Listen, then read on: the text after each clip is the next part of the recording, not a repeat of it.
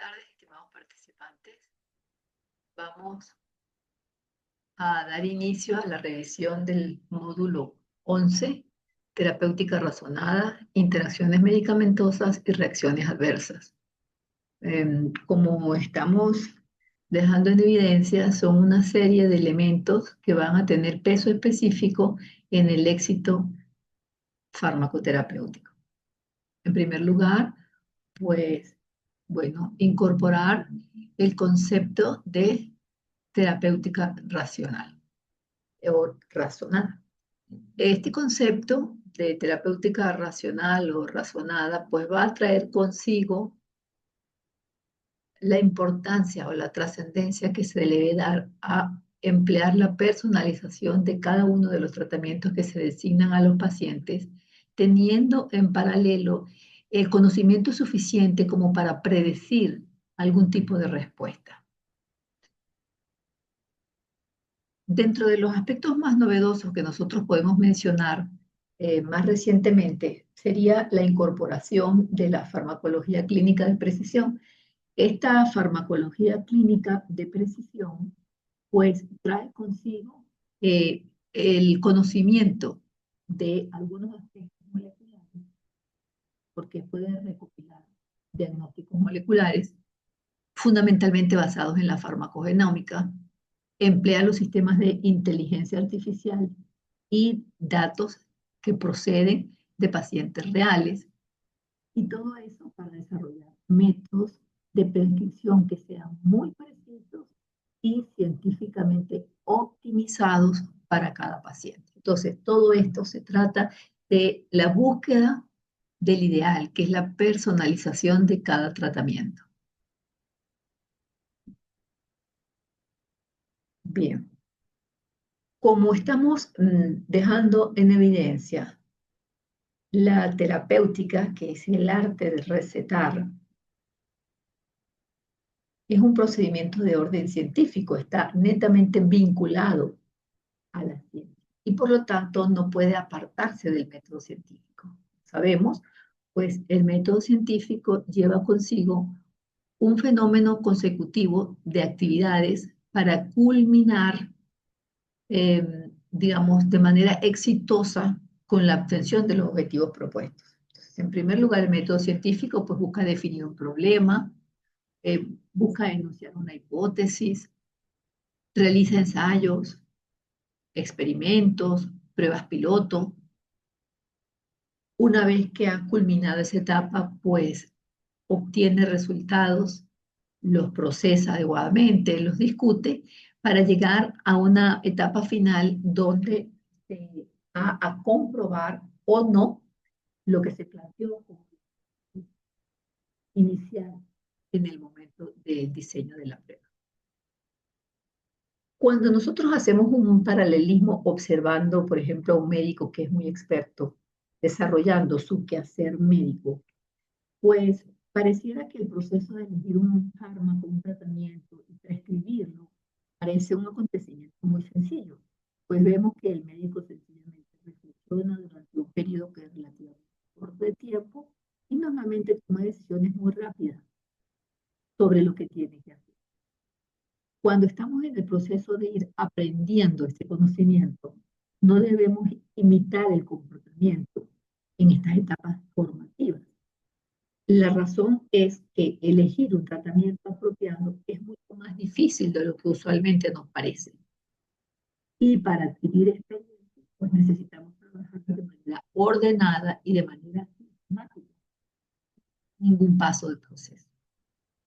De hecho, hay dos fases muy importantes a la hora de elegir un tratamiento. Comienza considerando siempre el tratamiento de primera elección. Entonces, ¿cuál es el tratamiento de primera elección para este diagnóstico en este paciente específico? Y luego la segunda etapa sería comprobar que ese tratamiento de elección efectivamente va a resultar adecuado para ese paciente específico.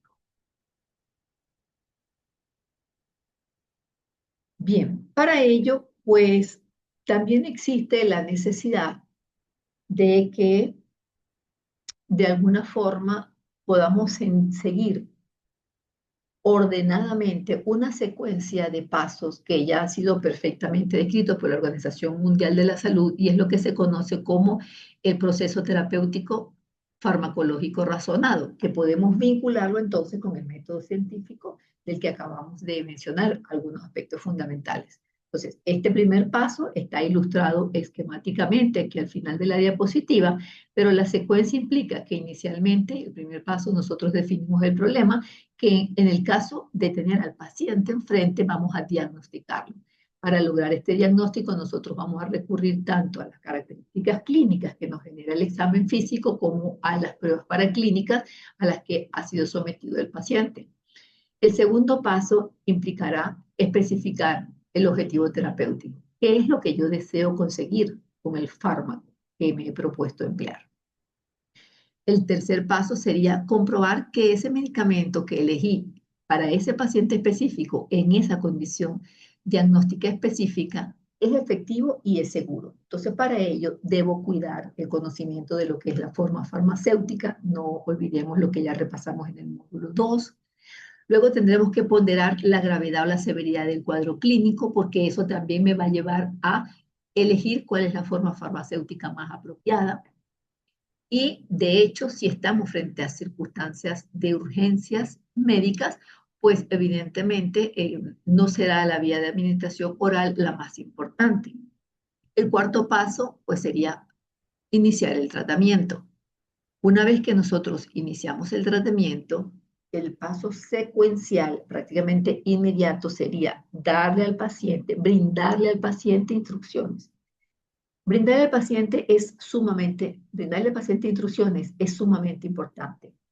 Eso que nosotros llamamos intrusiones o advertencias, la Organización Mundial de la Salud lo considera dar información al paciente. O sea, el paciente tiene que conocer cuáles son las razones que nos están motivando para indicarle un tratamiento y por qué razón debería mantenerlo.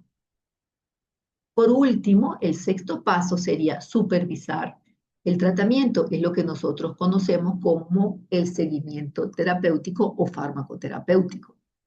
¿Por qué? Porque si yo no monitorizo, no voy a saber cuál es el momento en que idealmente debería detener o suspender el tratamiento. Entonces, insisto, esta secuencia es un momento importante.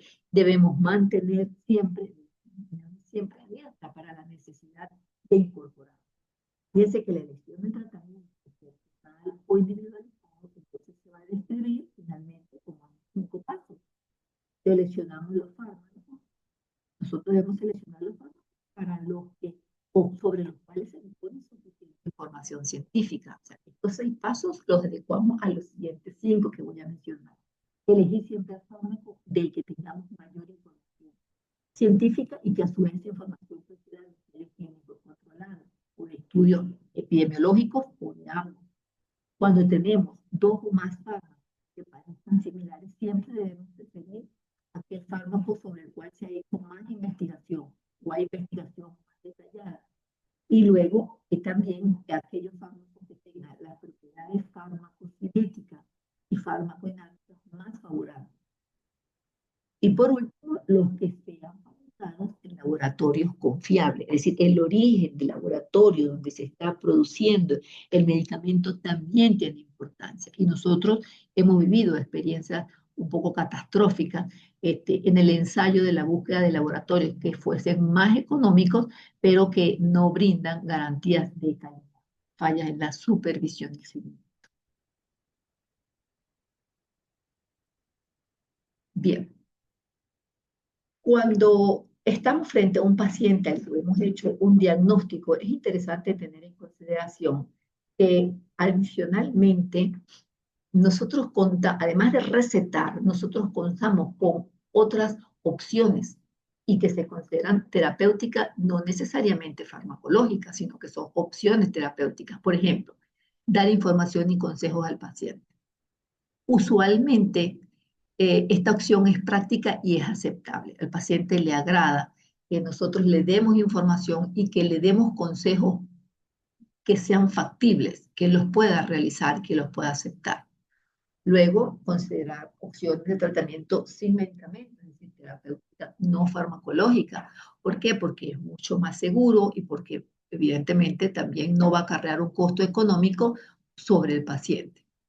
Cuando no tenemos esa opción, pues tenemos que optar por la terapéutica farmacológica, o sea, el tratamiento con fármacos. Y en este caso, pues ya hemos mencionado la importancia de reevaluar el tiempo prudencial durante el cual debe administrarse el tratamiento.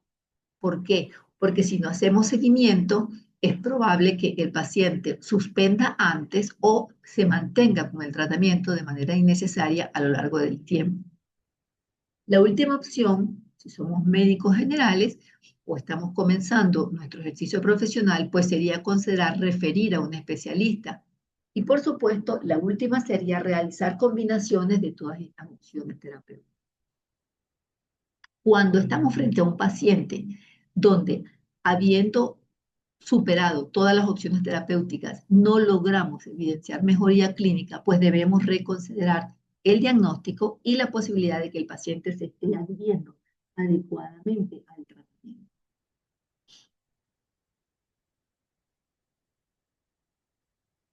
El esquema que se nos está mostrando allí a continuación es un esquema interesante que lo ha generado la Organización Mundial de la Salud y contiene los indicadores de prescripción de la OMS.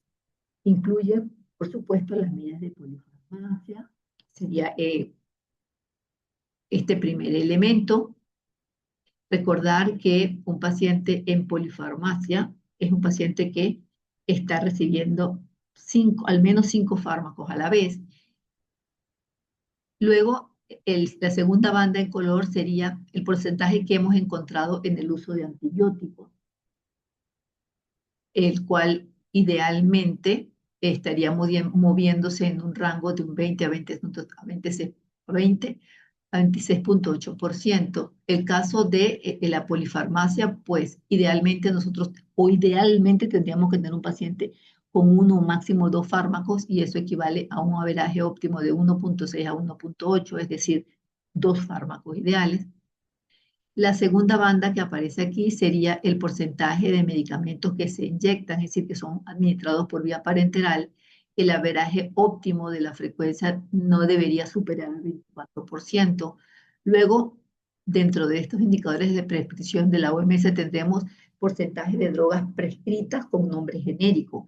Idealmente, esto debería acercarse al 100% para disminuir el costo del medicamento y especialmente bajar los costos en los sistemas de salud. Y la última banda azul que aparece aquí sería el porcentaje de drogas que se prescriben a partir de la lista de medicamentos esenciales que ha generado la OMS. El valor óptimo debería rondar también el 100%.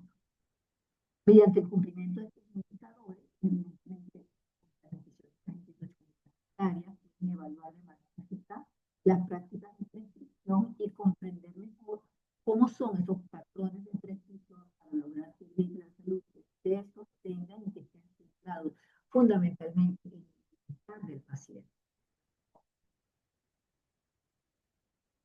Es importante que nosotros destaquemos que la pauta de cumplimiento, el cumplimiento de la pauta de administración se da de manera efectiva apenas en el 50% de los casos.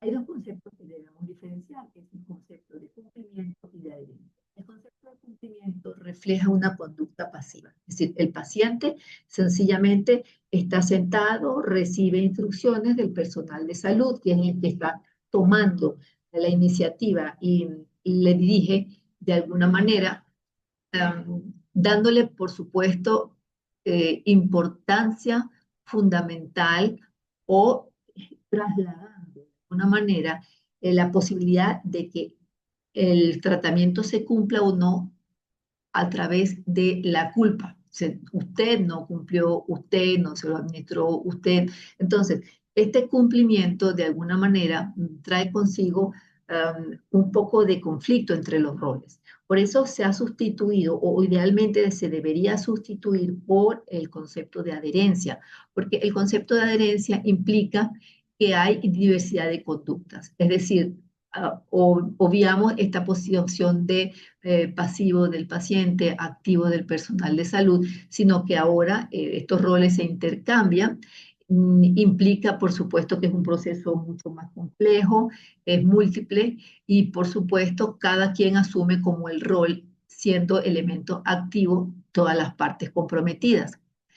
En este caso, el grado de comportamiento del paciente, pues normalmente está más acorde con lo que se ha acordado con él mientras se designa cuáles deben ser las pautas de administración, especialmente en lo que tiene que ver con la forma farmacéutica, con la dosis, el intervalo de administración, cuánto va a durar el tratamiento y si va a requerir de la participación de alguna otra institución. Cuando hablamos de incumplimiento como tal, usualmente debemos atribuirlo a varios factores. O sea, los motivos pueden ser, por ejemplo, que el paciente está recibiendo una dosificación muy frecuente, que el paciente no haya alcanzado la aceptación de la enfermedad y por lo tanto está en franca negación, en cuyo caso no cumplirá el tratamiento. La falta de comprensión acerca de los beneficios que para su salud representan el acoplarse al medicamento y por supuesto no podemos dejar por fuera las razones de orden económica cuando el paciente no puede adquirir el medicamento. Hay factores que aceleran el cumplimiento y que usualmente están vinculadas con las edades extremas de la vida, entonces se daría con más frecuencia en niños y en adultos mayores. Usualmente en adultos mayores por problemas de orden económico, porque están recibiendo polifarmacia o porque tengamos administración muy frecuente, es decir, que al día reciben varios medicamentos y además en ellos debemos sumar el hecho del deterioro cognitivo, que haría que ellos desarrollen fenómenos de automatismo medicamentoso, según el cual el paciente eventualmente olvida si se tomó o no el medicamento, ante la duda decide volver a tomarlo. Entonces, todo eso trae consigo problemas o obviarlo porque temora que ya se lo tomó. Entonces, el problema del automatismo medicamentoso pues se ve agravado evidentemente con la condición del deterioro cognitivo. ¿Qué recomendaríamos entonces nosotros en el contexto de los profesionales de la salud? Evidentemente, en un tono cercano, pues preguntar con qué frecuencia el paciente olvida u omite sus medicamentos, observar si el paciente cumple con lo que se le indica en la receta o si cuando va a buscar los medicamentos en el proveedor obtiene la receta muy pronto. Entonces, todo esto le da peso específico a quienes gerencian la farmacia, a farmacéuticos, etcétera, especialmente cuando están adscritos a instituciones. Aquí se listan otra serie de razones o causas que dificultan pues, el hecho de que el paciente desarrolle su rutina habitual y ejerza fenómenos de adherencia para no perder cumplimiento. Entonces, la mayoría de ellos están vinculados con el paciente, pero también hay unos vinculados directamente con la medicina. Y aquí es interesante ver, por ejemplo, la aparición de efectos adversos. El médico tiene que diferenciar si son reales o si solamente los ha percibido el paciente.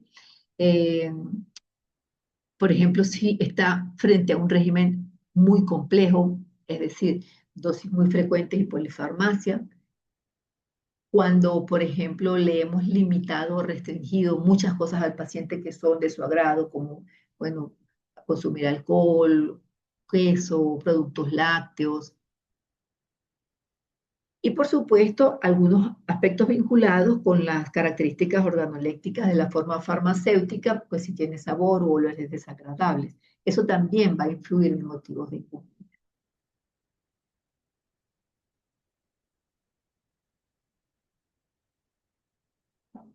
Revisaremos ahora lo que tiene que ver con otro concepto importante que son las interacciones.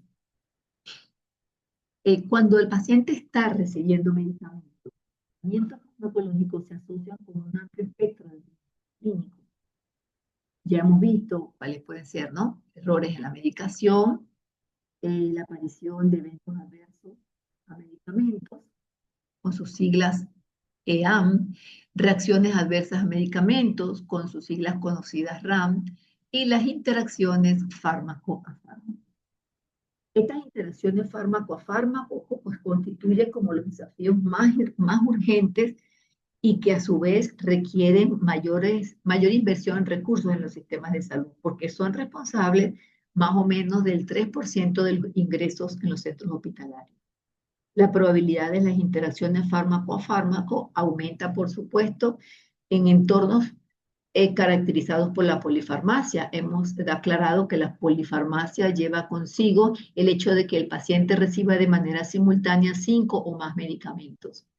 La probabilidad de interacciones aumenta sustancialmente con la cantidad de medicamentos que recibe de manera concurrente, de manera que cuando se usan 2 o más fármacos, las interacciones van a progresar hasta un 50% cuando tiene ya definida la polifarmacia. Es decir, cuando tienes más de 5 medicamentos, en el 50% de los casos vamos a tener interacciones y esas interacciones subirán prácticamente al 100% cuando el paciente está recibiendo más de 8 fármacos de manera simultánea.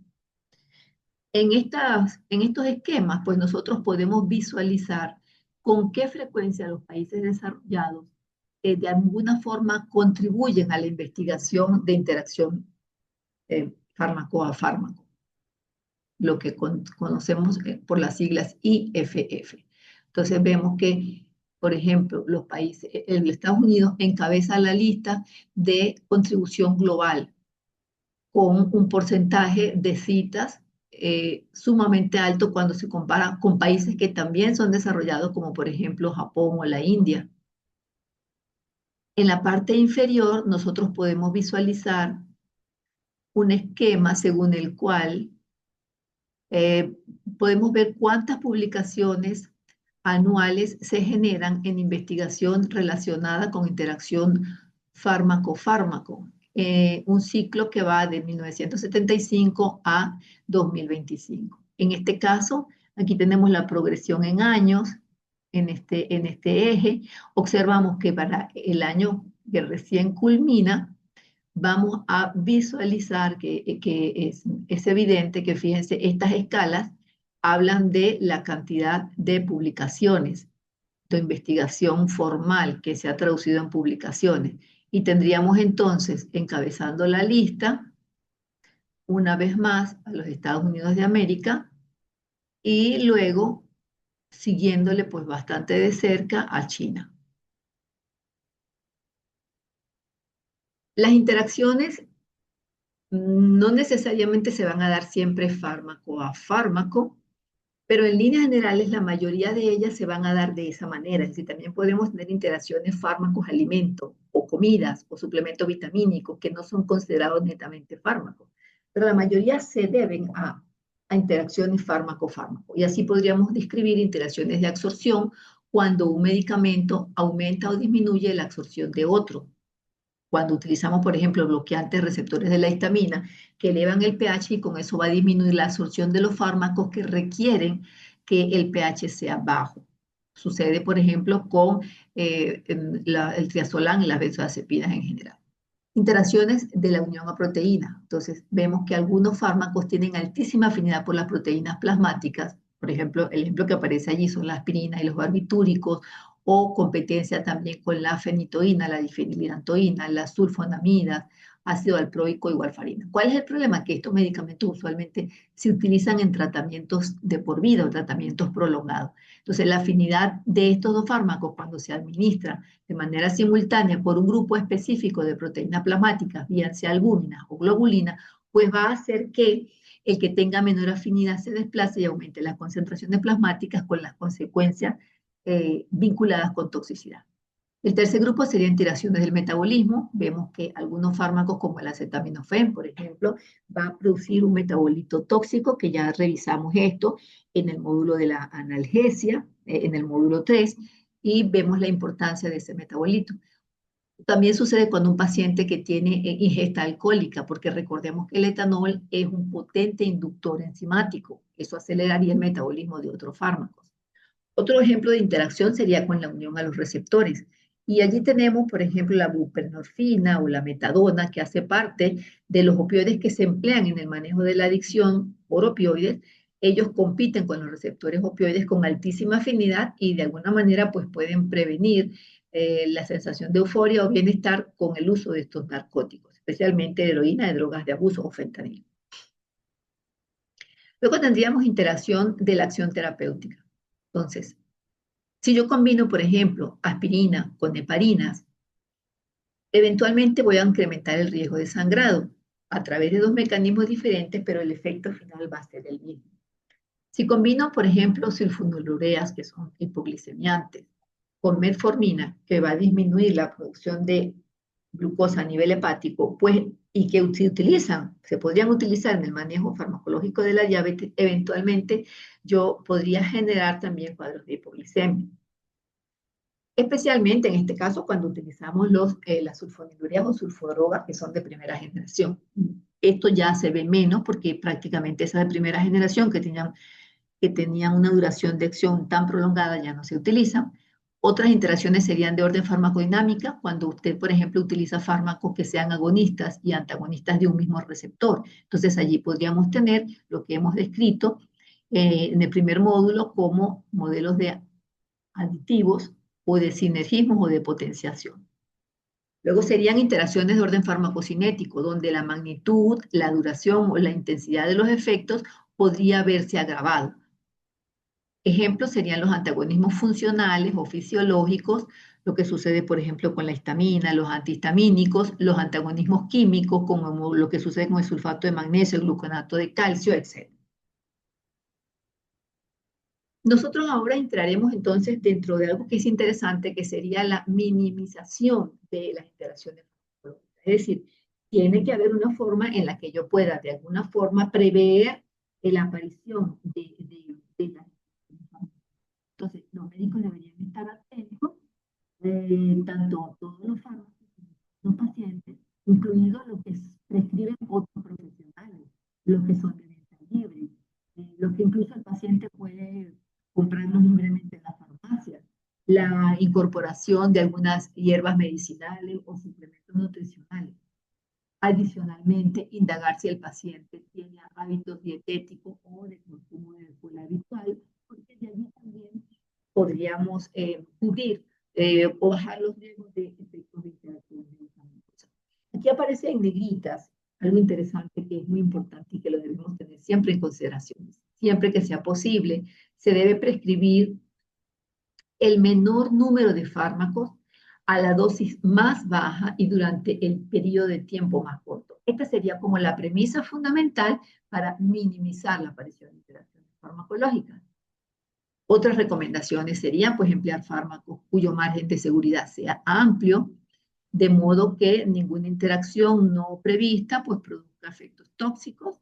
Vigilar y monitorizar para detectar efectos adversos, especialmente tras la modificación de tratamiento. Recordar que cuando hablamos de monitorizar drogas, estamos haciendo referencia específicamente a aquellas drogas que puedo cuantificar en plasma o en sangre completa, etcétera. Entonces, la monitorización es muy interesante porque va a dictar la pauta para modificar algunos tratamientos.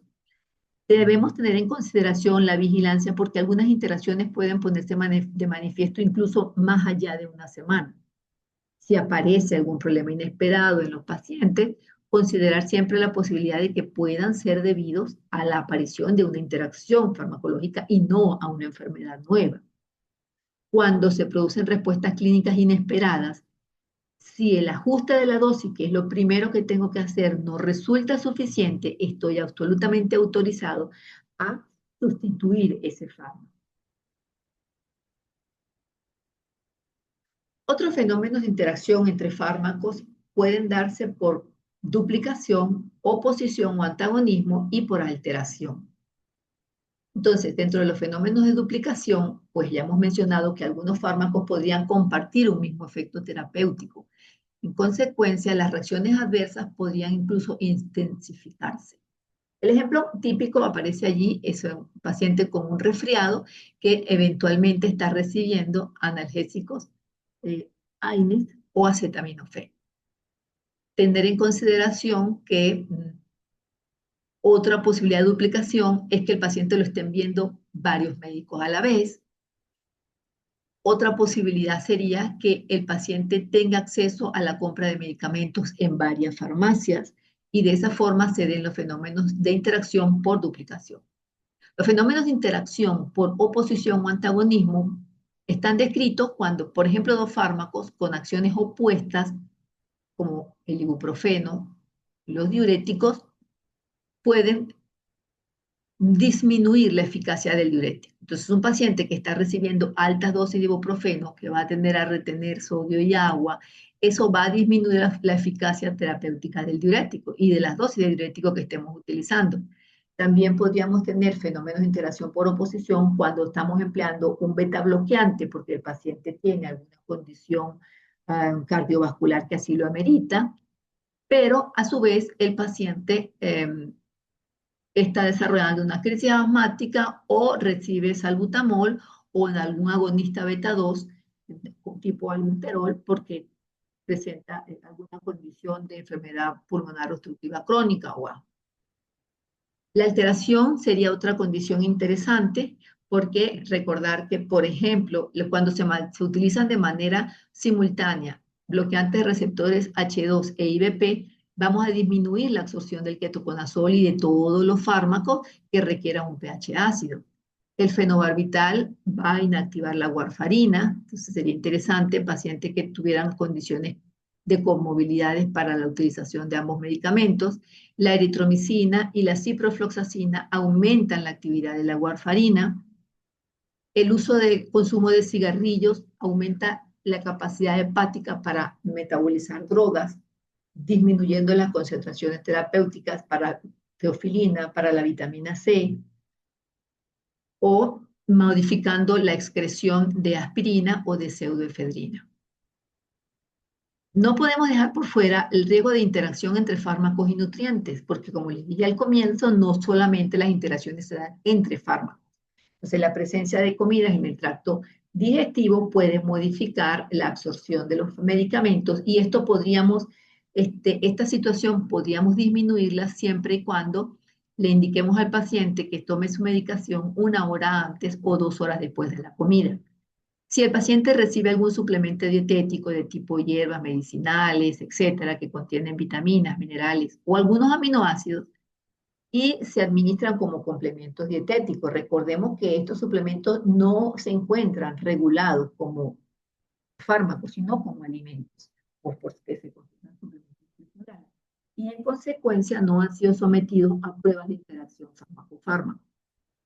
Finalmente, el consumo de alcohol, por ejemplo, también puede generar interacción fármaco-nutriente, aunque no podríamos definir el alcohol definitivamente como un nutriente, pero entraría dentro de estas modalidades. Entonces, el alcohol asociado a los nitroimidazoles, sea cual sea la forma timidazol, ceimidazol, metronidazol o algunas cefaloporinas, puede desencadenar el efecto disulfiram con fenómenos de intolerancia y de toxicidad por el acetaldehído.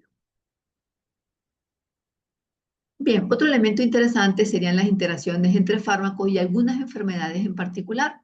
Y claro, no podemos dejar por fuera lo que acabamos de mencionar, por ejemplo, pacientes que requieran estar beta bloqueados, pero que a su vez estos pacientes sean asmáticos. Entonces, la necesidad del uso de agonistas beta de manera simultánea, pues va a condicionar una interacción entre el fármaco y la enfermedad. Algunos pacientes que tienen resfriado, y recordemos que los antigripales de uso común muchas veces asocian analgésicos antiinflamatorios no esteroideos o paracetamol, acetaminofén, más algunos antihistamínicos o incluso vasoconstrictores. Entonces, en ellos, por el efecto de los anticolinérgicos, el efecto anticolinérgico de los antihistamínicos podría desencadenar crisis de glaucoma. En pacientes con hipertrofia prostática podríamos generar retención urinaria, problemas de incontinencia o incluso si en ese medicamento antigripal existen aminas vasoactivas, vasoconstrictores, etcétera, pues la aparición o está acompañado de cafeína, la aparición de insomnio. Existe disponible en la actualidad una base de datos que ha sido muy interesante porque de alguna manera va a permitir la incorporación de lo que se conoce como análisis predictivo de interacción entre alimentos y fármacos. Esa base de datos se denomina FARFood y pues en los actuales momentos tiene, si se quiere, como la ventaja de que podría el paciente desde una aplicación digital pues conocer de primera mano la posibilidad de riesgo entre algunos alimentos que esté consumiendo y, por supuesto, la aparición de interacciones medicamentosas.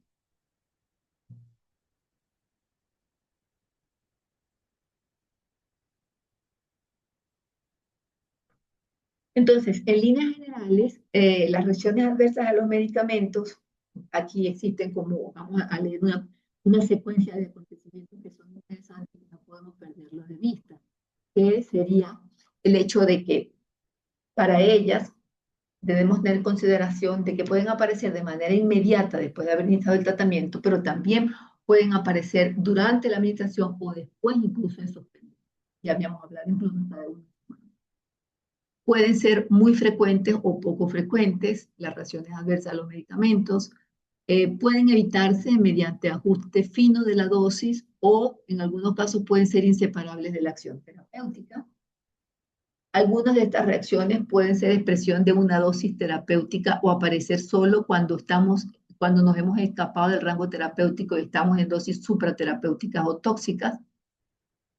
Algunas de estas reacciones adversas a medicamentos podrían ser triviales, banales, leves o representar gravedad e incluso riesgo inminente de muerte. Lo que sí tenemos claro es que las reacciones adversas a medicamentos ocurren más frecuentemente en hombres mayores de 65 años que están recibiendo usualmente fármacos antineoplásicos o inmunomoduladores.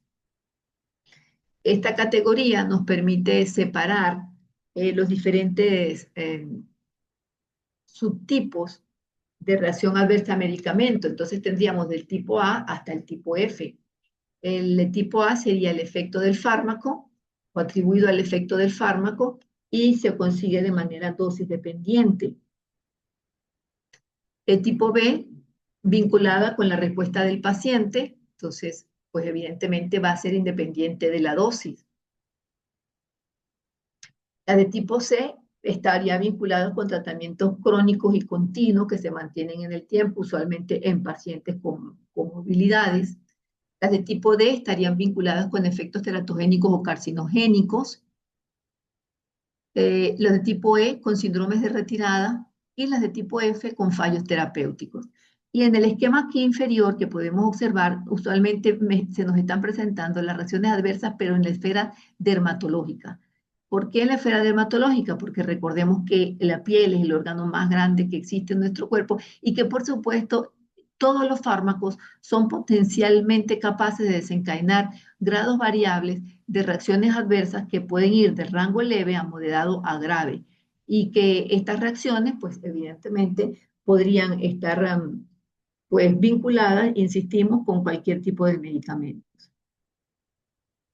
En cuanto a la gravedad, pues una reacción grave como por ejemplo la depresión de la médula ósea se va a valorar de manera diferente si aparece a consecuencia de un tratamiento de un síndrome gripal o de tratamiento de un cáncer. Una reacción leve, como puede ser inestabilidad, somnolencia, mareo, etcétera, puede resultar muy grave en un paciente que tiene que, por ejemplo, conducir un vehículo. Y en términos generales, pues como estamos mencionando, ya tendríamos esas pautas para lo que hemos definido como reacciones adversas a los medicamentos. Finalmente, otros conceptos que tenemos que tener claros sería el efecto colateral, el secundario. El efecto colateral se da a se mueve o se distingue como formando parte de la propia acción farmacológica, forma parte de la propia acción farmacológica. El ejemplo típico sería cuando se dan anticolinérgicos presentes, por ejemplo, en los antihistamínicos, y el paciente desarrolla sequedad bucal. Otro efecto podría ser, lo que se considera ahora como efecto secundario, pues sería consecuencia de la acción fundamental, es decir, no hace parte inherente de la acción fundamental. La hipopotasemia que se desarrolla con el tratamiento de los diuréticos sería un ejemplo típico de un efecto secundario. Las reacciones alérgicas que están vinculadas con la respuesta de inmunidad, las reacciones idiosincráticas que no están vinculadas con reacciones alérgicas, sino que están condicionadas o determinadas de manera genética. Las reacciones adversas, entonces serían reacciones nocivas indeseables que se presentan dentro del rango terapéutico, que a su vez se alcanza con dosis habituales. Y por supuesto, no perder de vista pues la gestión predictiva de las RAM, pues como habíamos mencionado, nosotros podríamos tener modelos que predicen reacciones adversas analizando características demográficas, genéticas, propiedades farmacológicas y permitiendo la estratificación de riesgo en pacientes que están recibiendo polimedicación. La parte práctica de esta actividad lleva tres objetivos. El primero sería desarrollar los casos clínicos que tienen allí, donde aparecen ejemplos de interacciones, se describen ejemplos de interacciones, de manera que esto enriquezca, los ejemplos que aparecen aquí enriquezcan los contenidos teóricos. La segunda actividad sería, después que ha hecho ese análisis, cuantificar cuántas respuestas acertadas o correctas tuvo como una forma de autoevaluación. La tercera parte sería calcular dosis pediátrica como un ejercicio farmacoterapéutico indispensable dentro de la esfera de la pediatría, justamente con la intención de evitar la aparición de reacciones adversas o de tóxicas en ese grupo etario. Entonces ahí aparecen los casos clínicos. Aquí tenemos los ejemplos para el cálculo de dosificación de medicamentos. Y bueno, cerramos entonces con esta pequeña reflexión la actividad que habíamos programado para el día de hoy. Muchísimas gracias por su atención.